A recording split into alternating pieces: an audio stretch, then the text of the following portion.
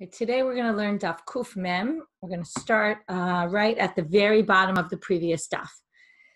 Notnim beitza b'masnenet. We've been talking about using this masnenet, this sifter or strainer, I should say. This strainer for, first we started with the strainer for wine. Now we're moving to the strainer for mustard. I looked into a little bit, what is this mustard? What are we straining? Because mustard isn't exactly the kind of thing you would think to strain. So apparently I found an academic article about it that talked about that they would make wine or oil out of mustard.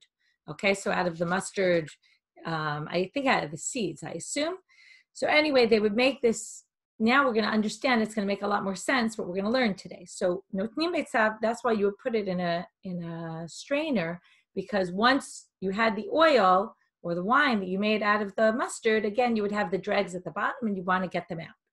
So there was a special masnenet. There's actually pictures of it online. You can find that they would use specifically for mustard.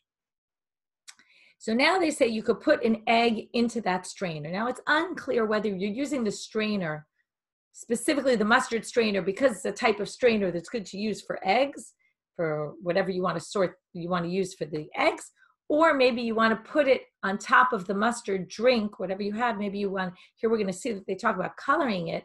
Like the way mustard is yellow, right? Maybe also they colored mustard to be yellow in those days, also with some egg. Maybe they use the yolk of the egg for that. Again, it's not 100% clear what's going on here. But with that, nonim beitzav and masnenet, you could put it into this masnenet of chardal. Tana Yaakov Korcha, he had a braita. Lefisha eino sinota ela legaven. The reason you're doing it is for the color. You're not doing it for the purpose of sifting or straining it.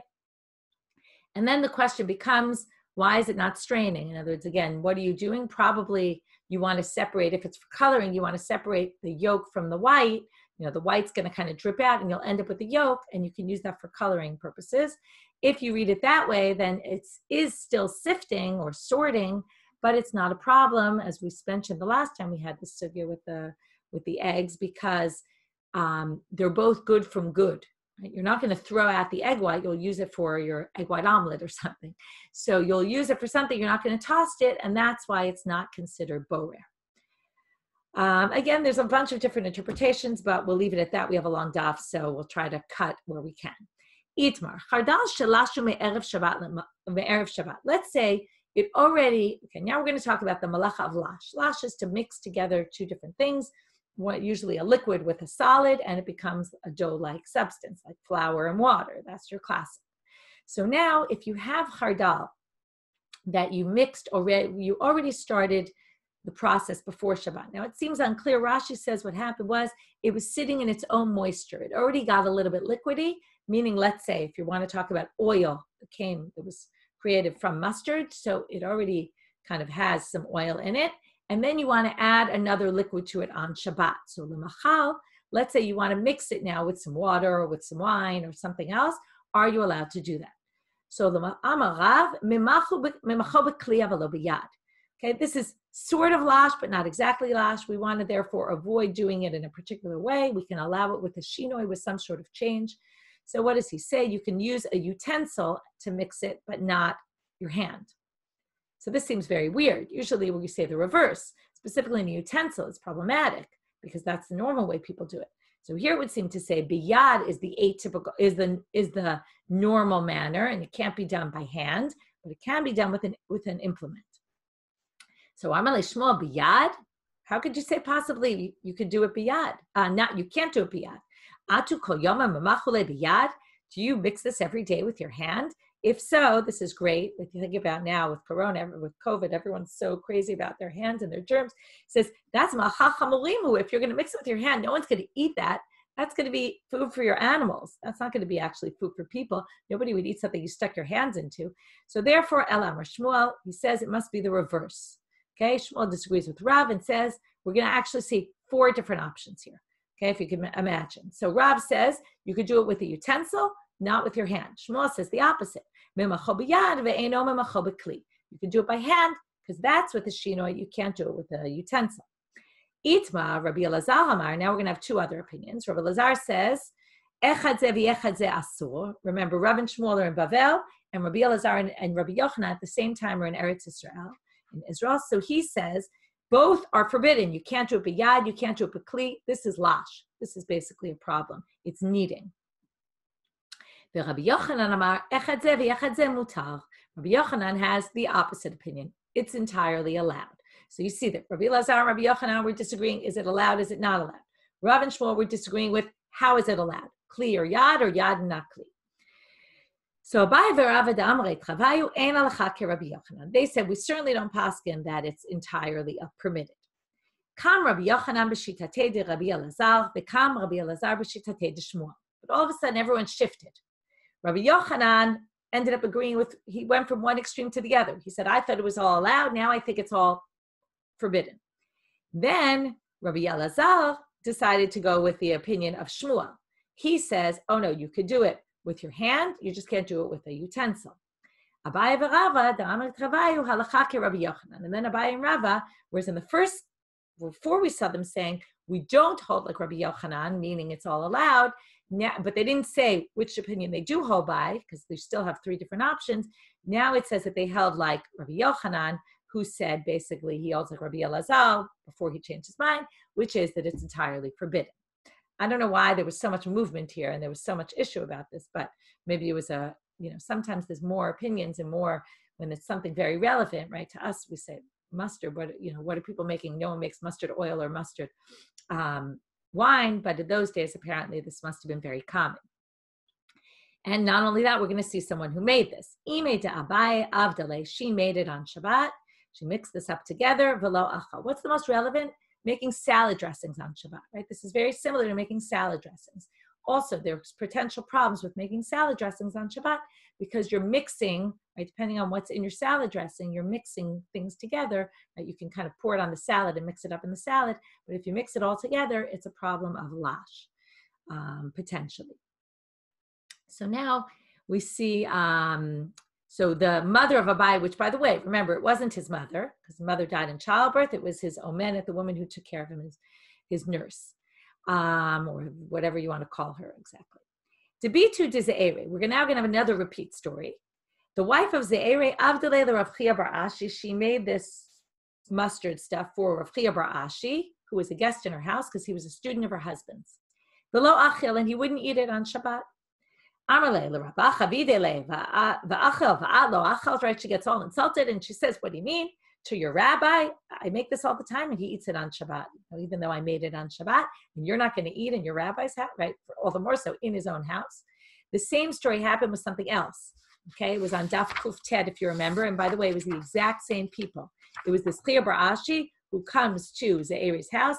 His wife serves him, Ze'eri's wife serves him. This time it was called Shrika Tavia, which there were a few different interpretations what it was, whether it was melon juice that she had, I think it was that she had sifted it or strained it, or it was this shemen and beitzim, and there were a few different interpretations what it was, but it was another food that he basically said, oh, I won't eat this. And she said, what are you talking about? Your rabbi allows this. Why are you being so stringent on yourself? Right? You can imagine the scene. A little bit embarrassing. Okay, next. Amar Rava bar Shava. Hava ka'imna kamei de Ravina. I was in front of Ravina, ubacha shele, and I saw him. He mixed shuftet tuma. He mixed it with this mustard stuff with the stem of the garlic. You know, in the middle, after you peel away all the cloves of garlic, there's something in the middle there. Sorry. He says I was in front of Ravina and I mixed it with the garlic, with the stem in the middle, the achal, and he ate it. So here you see, it must be okay because he was willing to eat it. Again, we're trying to see all these situations, because they're such relevant everyday situations, we're seeing a lot of stories about situations that happened. Amar Marzutra, Le tilchatake kol hanishmatazat. The halacha is not like everything we just said, although has to be like something that we just said, but what he means is not like a bunch of the opinions we just saw. Ella, what's the halacha? Ki had itmar, as it was said, chardash shalashu me'erev Shabbat, lemachal, lememachu bein biyad bein bekli, v'noten l'shochan dvash. Okay, you can actually do it. Bein biyad bein bekli. We sound like we are allowing it across the board, and you can even add honey. The lo yitzchof, but you can't beat it up very strongly. Like imagine a salad dressing, right? You often put it in a cruet or something, and you shake it really, really well. That's a problem, to shake it really well. Okay, according to this, you can mix it somewhat. You just can't mix it super well. But this is only, again, notice the thing, it's a chardal shelashu be'erev Shabbat. It's that you had already started it before Shabbat and you just want to add to it. Okay, if it's already somewhat mixed from before Shabbat. If you're starting from scratch, it seems like it would be a problem. So you can't leave yitrof ela ma'arev. Okay, yitrof is like beating it like an egg, something like that. Shachalayim sheshchaka me'erev Shabbat. If you have, this is cress that you ground up before Shabbat. Lemachar noten letochan shemen.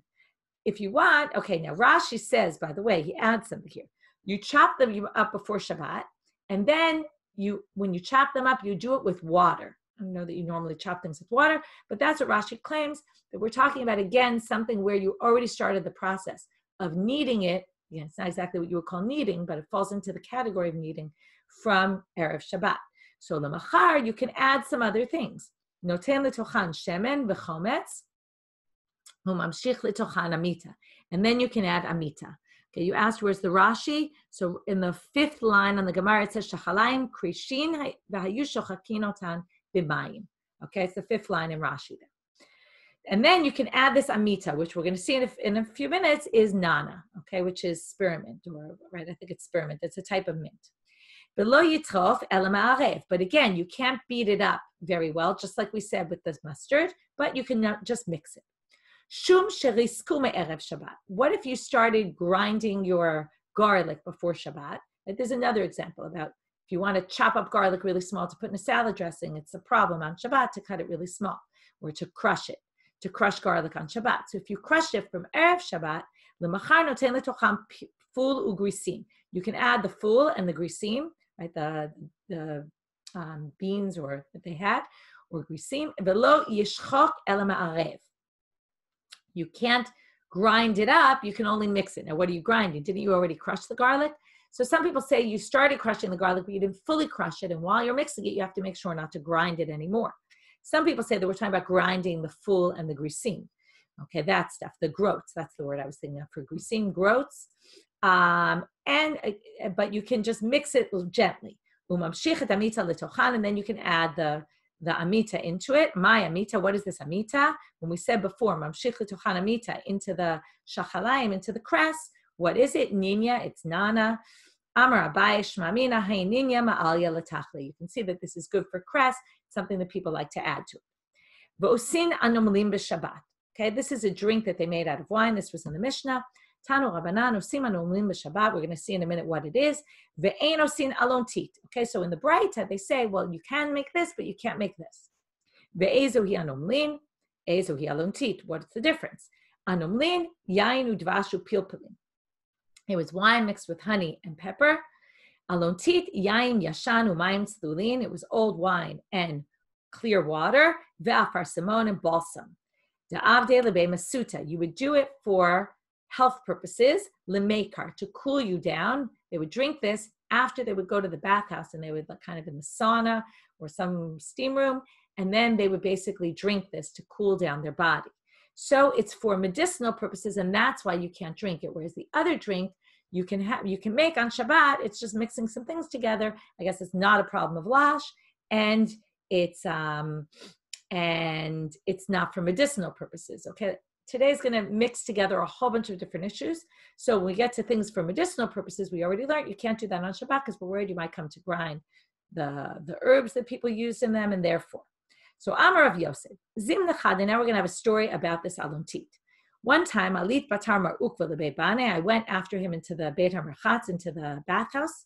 Ki nafke, when I came out, Ata Ashke An Chamra Chad Kaseh, V'chashe Mivinta de Rashe Va'ad Torfe de Kare.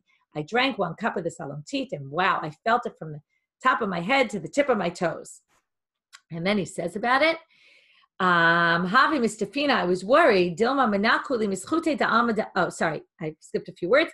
The Ashke and Kasachrina, and if they had given me another cup of this, Havi Mistafina, I was worried. Dilma Menakuli Mischute Da'amada Ate. I would lose my part of my share in Olam Haba, in the future, in the world to come.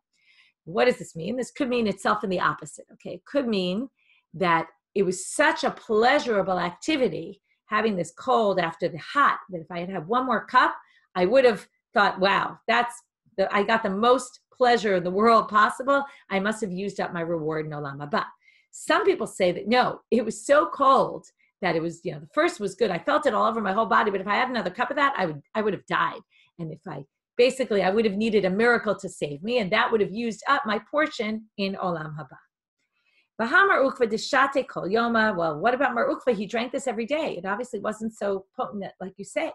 Shani Mar Ukva didashbe. He was used to it. So when you drink something all the time, right, you become immune to it. It's like antibiotics, right? If you take them all the time, they're not going to be effective anymore. So maybe that's not the best example, or someone who drinks a lot, right? It doesn't affect them so much.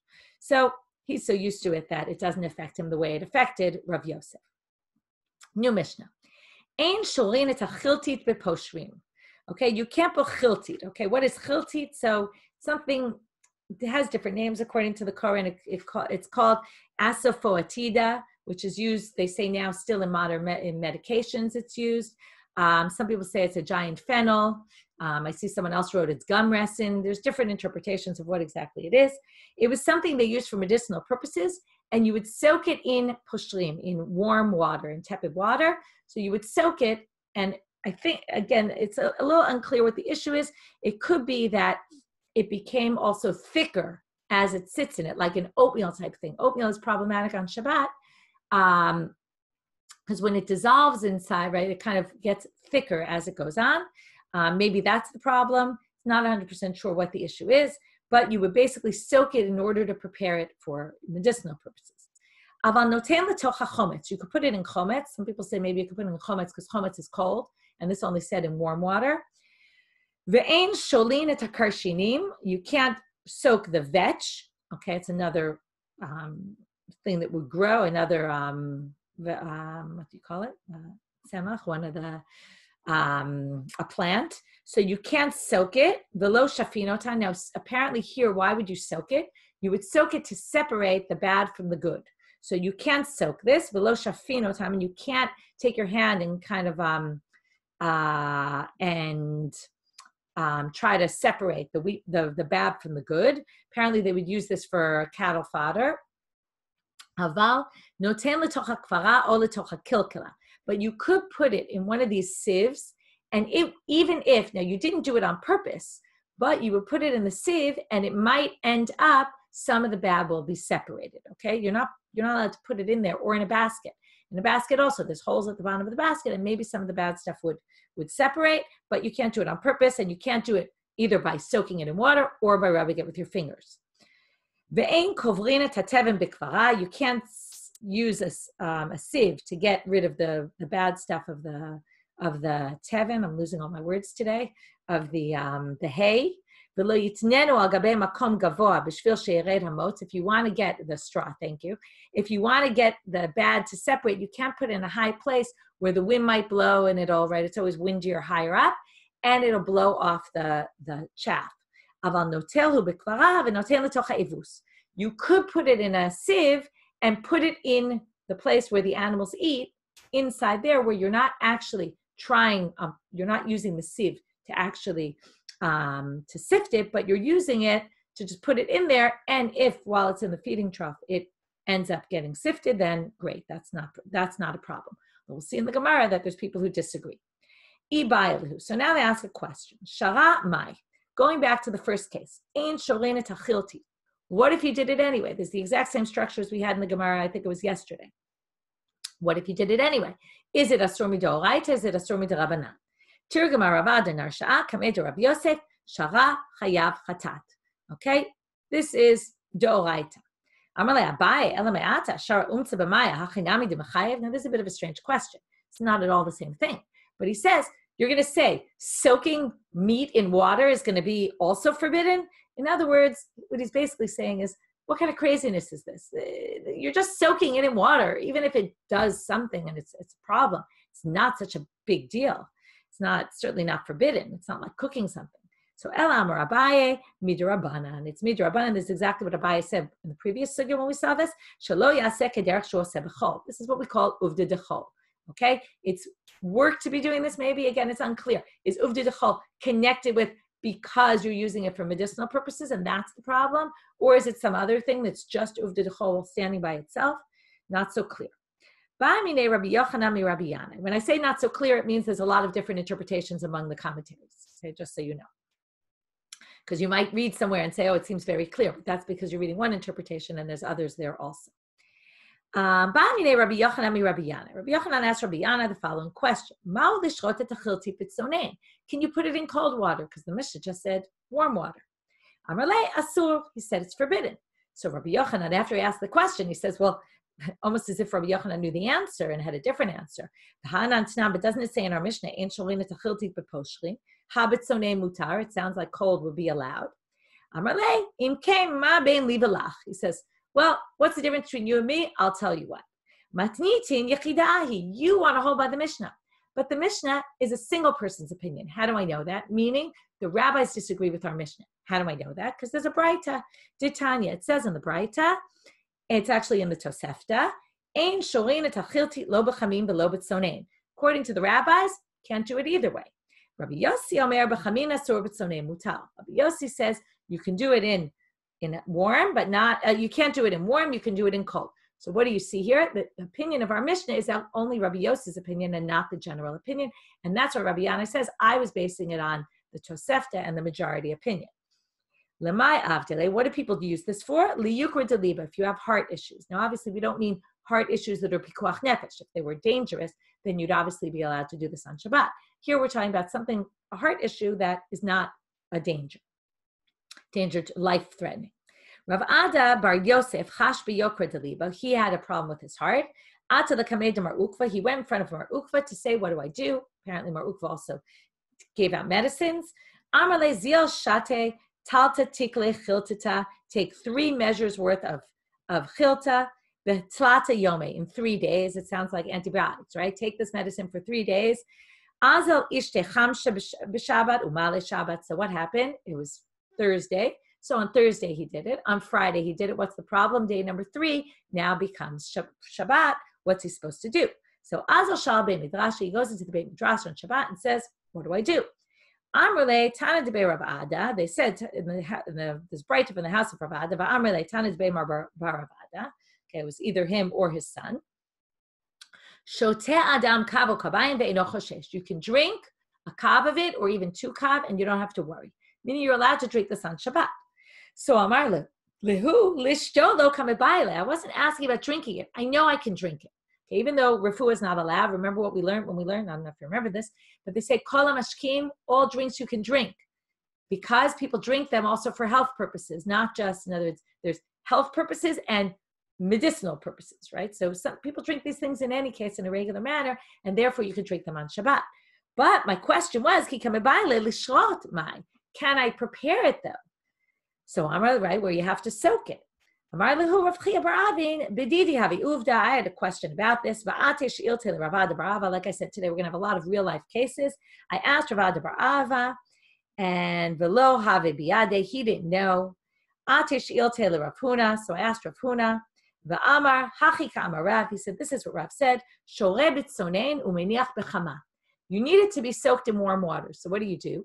You soak it in cold water, because he held, apparently, although we'll see, they're going to assume he must hold by the opinion that you're allowed to do it in cold water, and then you put it in the sun, and then it warms up, and then it'll soak, and that's the way you do it. So this is what we call, again, doing it with a shinoi, or in a way that it's kind of allowed. So they say, Keman Deshari, should we assume he held like the one who said it's allowed to be put in cold water? So they say, no, not necessarily. Afilu lamanda asal, even the one who says it's forbidden to put in cold water, in this case, he would allow it. And this is your classic antibiotic question on Shabbat.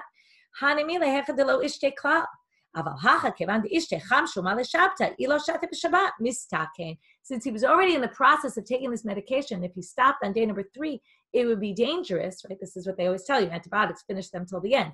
Even when you're not sick anymore, on day number, you're taking a 10-day antibiotic, on day number 10 falls out on Shabbat, you're still allowed to take your medicine on Shabbat because it's dangerous to stop taking it.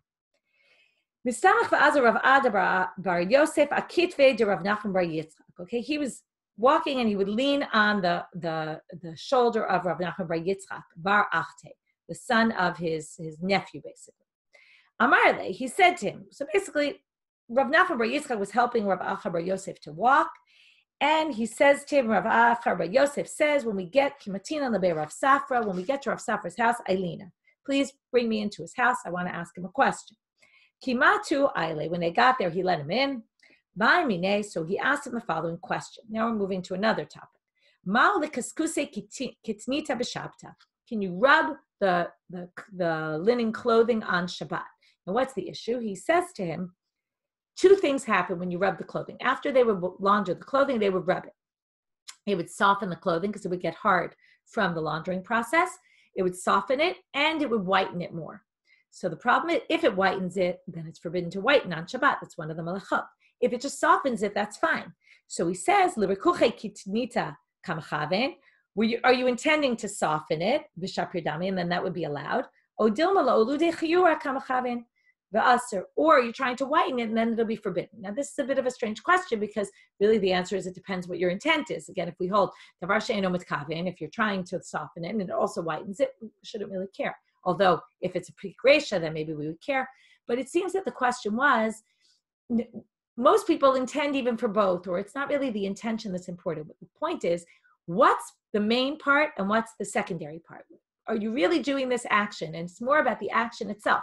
Is the action done in general to soften, even though it also whitens? Or is it done to whiten, even though it also softens? So what's the important part? And then it would affect whether it's allowed or not. People are intending generally to soften it. That's the main part, and that's why it's allowed. Kinafik ata, when he got out of there, Amarle, Rav Nachman Bar Yitzchak, his nephew, said to him, "My ba Mar Mine, what did you ask him?" Amarle ba Mine ma'u l'kiskuse kitnita b'shabta. Said, I asked him, could I do this? Amarle shapir dami, and he said I could. So Rav Nachman Bar Yitzchak says to him, V'viti ba'ile mar sudra. Why did you talk about a linen? Now it's unclear. Is it a linen shirt? There's different interpretations what exactly it was.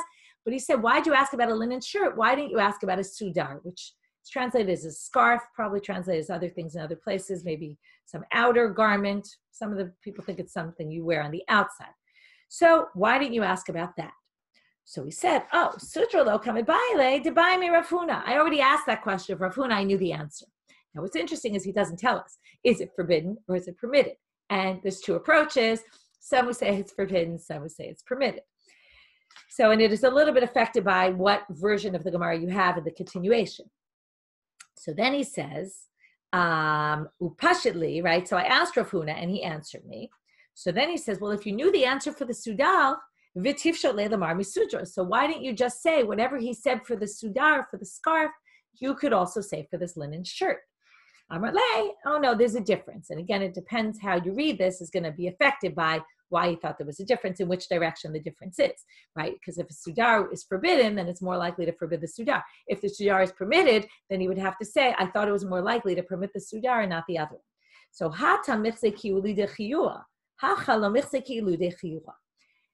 so let's go with the one interpretation, which is it's the sudar, since you wear it on the outside, generally you want it to be very white. And that's why there it seems more likely that you're doing it for whitening.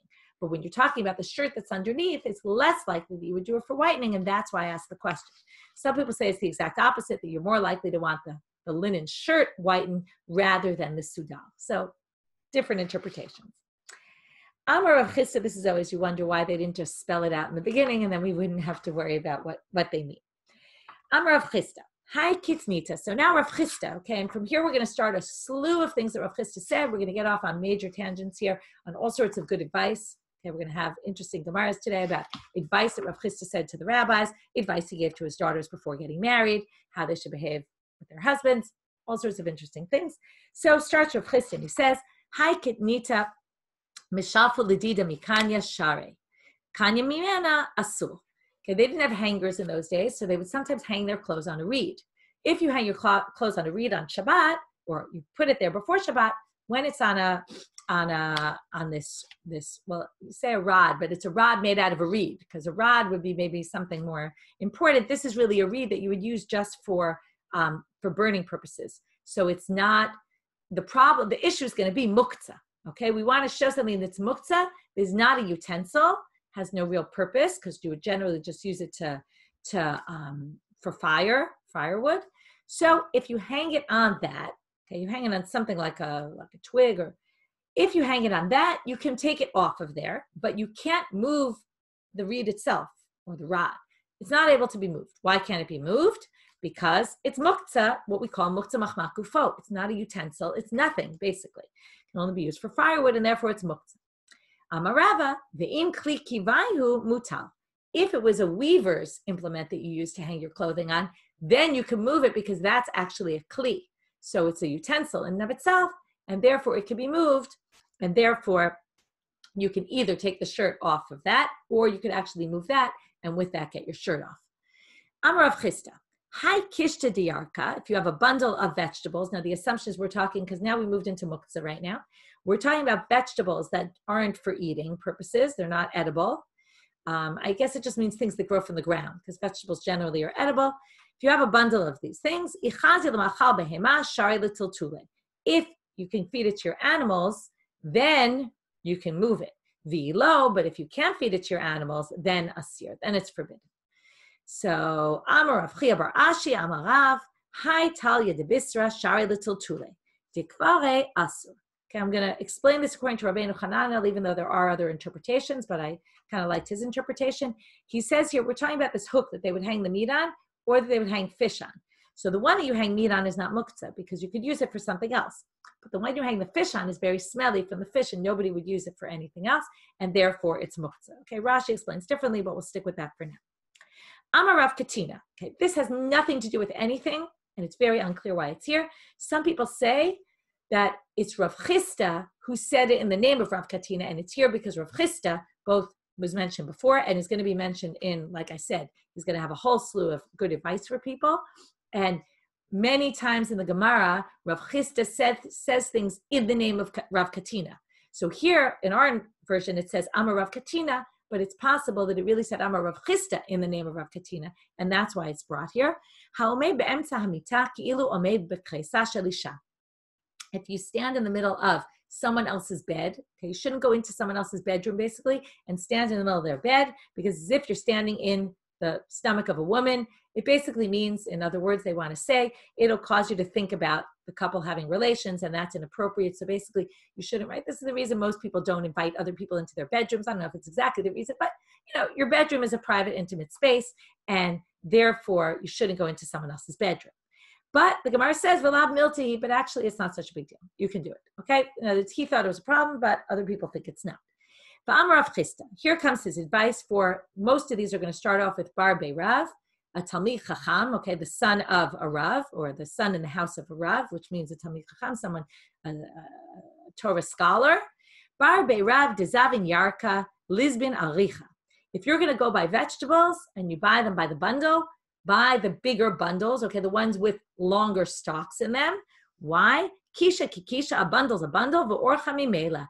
Basically, what we're learning is they must have sold them by the bundle, right? Sometimes you go into the fruit and vegetable store and there's certain things that they sell by the bundle and there's certain things that they sell by weight.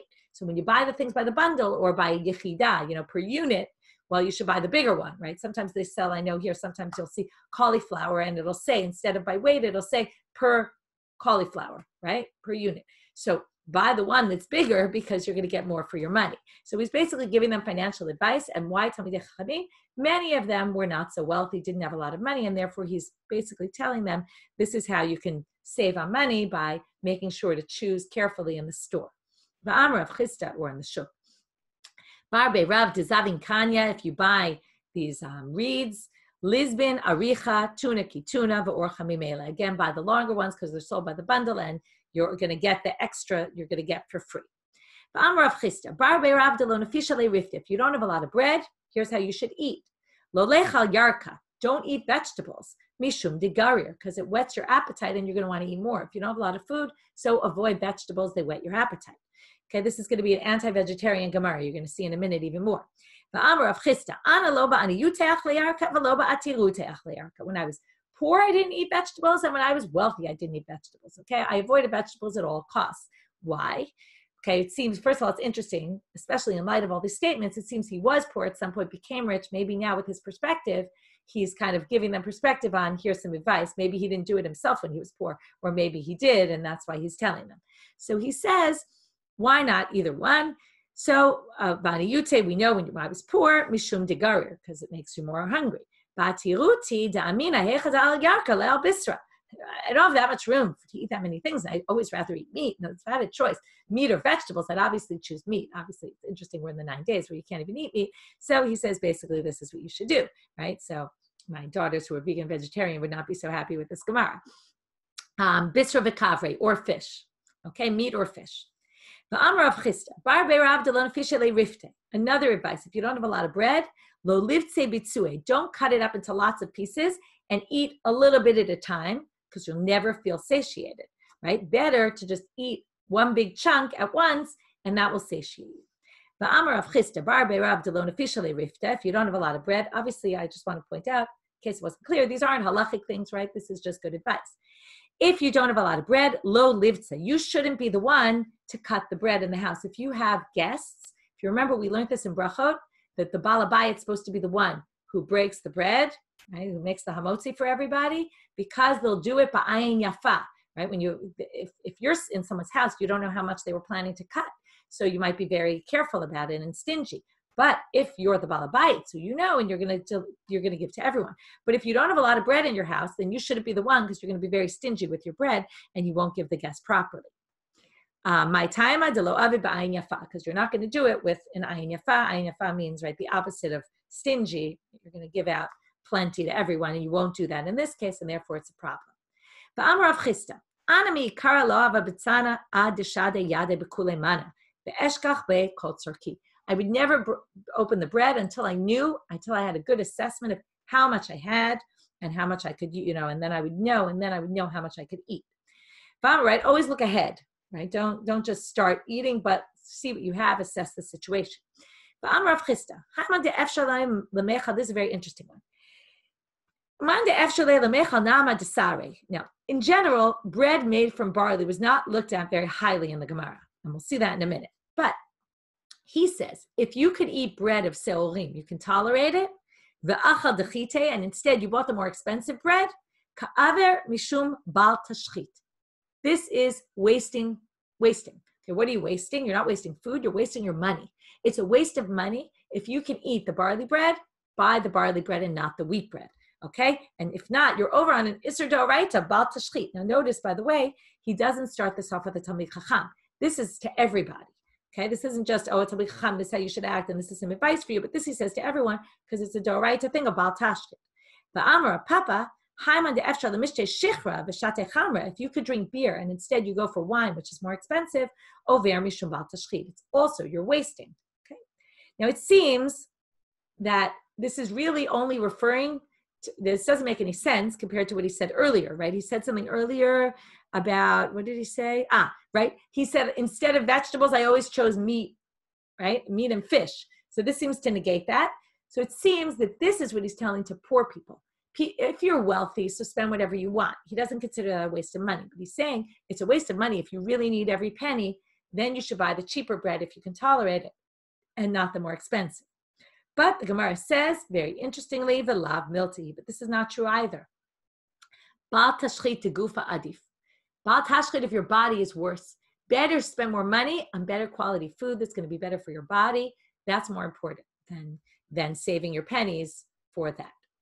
The Amar of Chista Barbe Rav Dizavin Umtza Lisbon Unka. If you're going to buy meat, you should buy the neck, because the neck has a bunch of Deipe Taltamine Bisra. It has 3 different types of meat. There's a lean part, there's a fatty part, and there's the sinews or the gidim. So it has a mix of things. So better invest your money in that. The Amar of Chista Barbe Rav Dizavin Kitinuta. Now we see how this connects. If you buy, we're back to this kitinuta, clothing. If you buy this linen clothing, Lisba minahar abba. Okay, you think he must have gotten commission on this, because he starts basically saying you should buy from Nahar Abba. It seems like it's a place. Okay, in this place they have the best clothing. V'nichavre kol taltin yoma. This connects with what we were talking about. You should whiten it once every 30 days. Right, wash it to whiten it once every 30 days. It will last you a whole year. That was considered a good thing, right? If it lasts a whole year, then you could do it this way.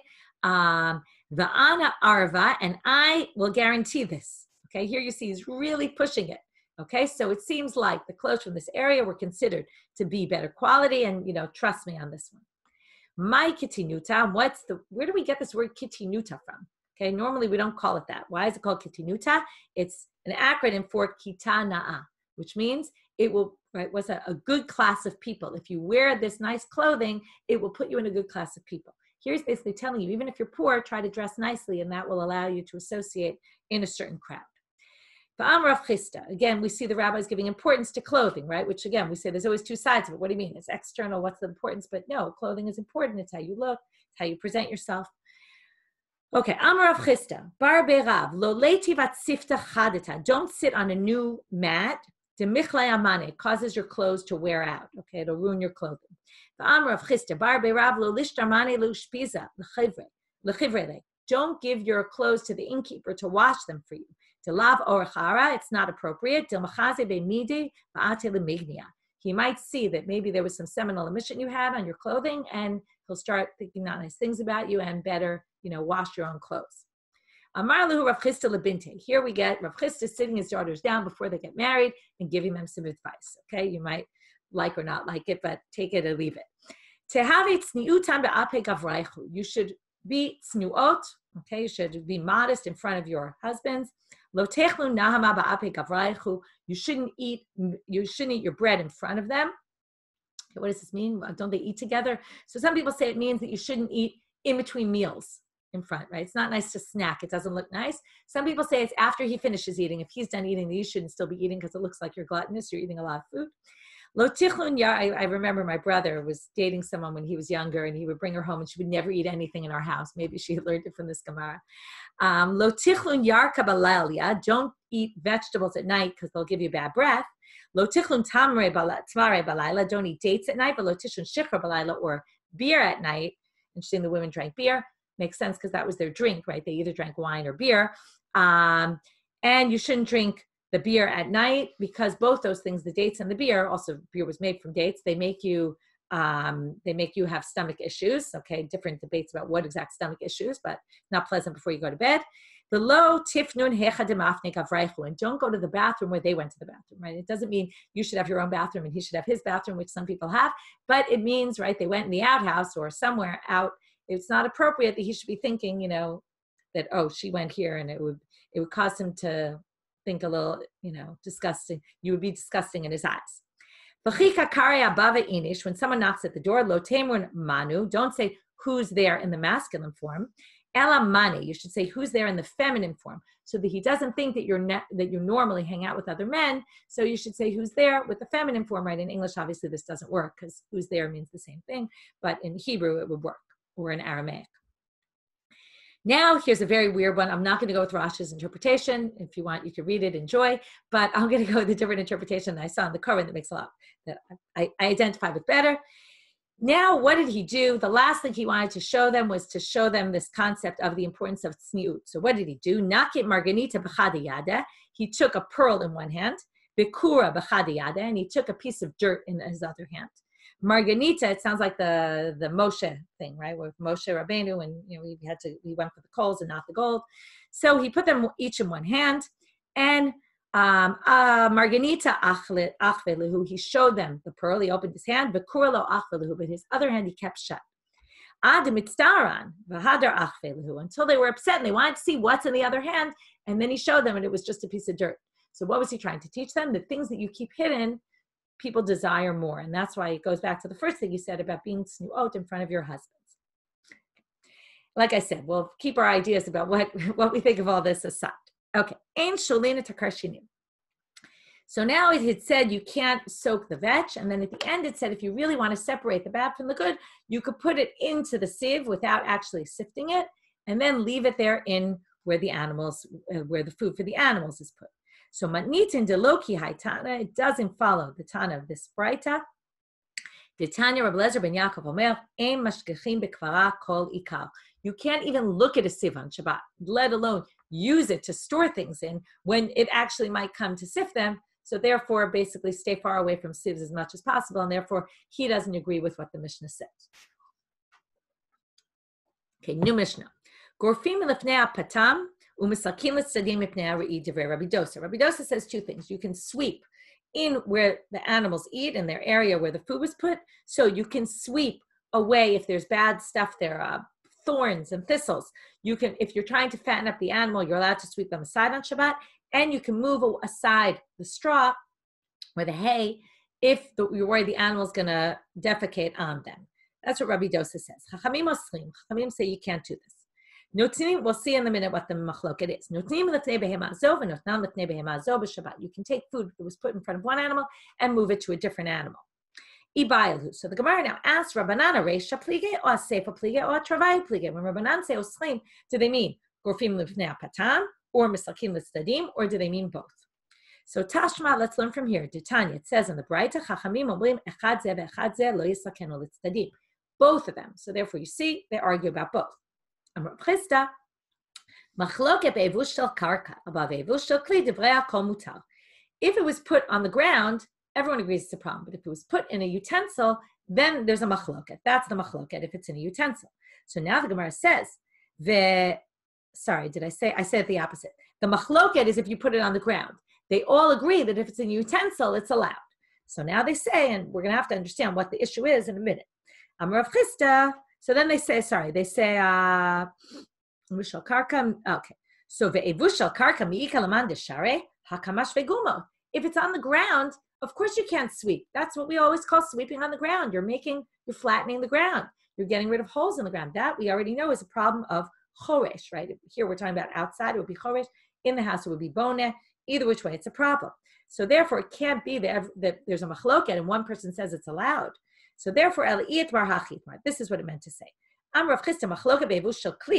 machloket is in the utensil, because if we allow it in the utensil, maybe you'll do it in the ground, and that's the machloket. Whether or not it's allowed in the utensil, last part for today. Now we're talking about moving food from one animal to another. Right? The issue is, we're going to see, is there a purpose to moving the food? If there's no purpose, then it's going to be a problem. Now, theoretically, there should be a purpose. You're moving it for another animal. But they're now going to say, Tanechada notnim lefnei behema shepia yafa, v'notnim lefnei behema shepia ra. V'tanya idach notnim lefnei behema shepia ra, v'notnim lefnei behema shepia yafa. We have the total opposite in both these bright. One says you could take from an animal whose mouth is nice and give to an animal whose mouth is not nice. The other one says you can give to an animal whose mouth is nice and move to an animal whose mouth is not nice. Now, what is nice and not nice, or good and bad? What exactly does this mean? We're going to see in a minute. And we're actually going to say, Abai says, they actually mean the same thing. They're just they each mean from one animal, a particular one, to a different one. They just have a debate about what they call each animal. So Amar Abai, Idi v'idi, mekame chamra, lekame Torah shaklinan. Everyone agrees that you could take it from a donkey and put the food that was in front of a donkey can go in front of a cow or an ox. But mekame Torah, lekame chamra, lo shaklina. But you can't do the reverse. Why? Let's explain. The first one we read. What does it mean, pia yafa? B'chamor, donkey, delately rire. He doesn't have saliva. Okay, and therefore we're not worried that his food will be full of saliva, in which case you can give it, which is a para de'itle rire. The cow has saliva. So if the cow has saliva, we can't move the food from him in front of the donkey because the donkey's not going to eat it. It has saliva on it. But from the donkey to the cow, you can't because there's no saliva. We'll just finish up to the Mishnah. Is bechamor. Now we're going to call a chamor the opposite. His peh is ra. Why is his mouth bad? Because he's lo diek ba'achel. He eats even kotzim, thorns and thistles, and he doesn't really care what he puts in his mouth. Although he does care not to put things with saliva, but he doesn't care what types of foods he puts in his mouth. Which is a para dedaika ba'achel. The para is more discerning with what the para eats. Okay, and therefore that's why she's called pia yafa, and the donkey is called pia ra. Okay, so we'll end with that. In the end, they say the same thing, but again, it's a matter of, is there a purpose to moving it? You can only move it if the animal will actually eat it. If the animal's not going to eat it because there's saliva on it, then the animal won't eat it. It's interesting. I don't know if it's really true that animals are so conscious of what they're eating that they care about it being saliva on it or not. Especially, we just said the donkey isn't so discerning, but they seem to think that it is. And with that, we will end. We will start with the next Mishnah in tomorrow's shiur. Shabbat shalom.